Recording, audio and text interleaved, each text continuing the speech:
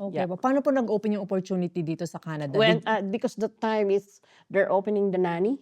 so This sa the nanny nanny, yeah, program po this kayo yeah. they often that time it's only my employer interview December, February I was already here. Ang bilis. Ang Yes, bilis during pa ng that time. processing dati. Yeah, during that time. And then and it struggles because it's so cold. Yeah. And Ano then po hindi yung ka- mga and then struggle? hindi Can you ka- share us your Yeah, struggles then before? Paano kayo naka-get out and doon? then the first time I ride in a bus here, bumili kami ng brother ko ng winter coat sa Valley Village because you're new here. And then Yeah. when you enter to the bus, they said good morning, and I said, did he knows me? Because sa Philippines, you're Wala not doing pong that, right? nag-greet. Oh, sakay ka lang ng bus and that's it. And here, good morning. Oh, okay, good morning.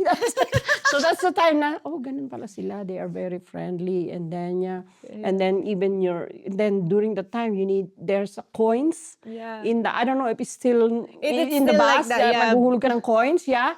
So, ganon. And then, minsan kulang pa yung coins ko. And that time is $1.75. Yeah. Yeah, that time. That was 2001. Yeah.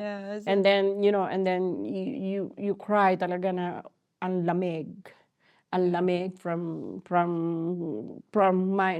plus 40 to minus 21 napakahirap. Yeah. Yeah, yun po talaga yung totoong adjustment. Di ba? Dumating Kasi ako rito is spring. No, it's still February sabi niya po. So kasagsagan ng winter. Yeah, winter. Still winter. Yeah. Yeah. So, talaga pong culture shock po and then weather shock din po yung it is, naranasan it is. ninyo. It was, and then you meet a lot of people the same. Yeah, na nagbabas kayo and everything. Yeah. Yes yeah. po. Mhm.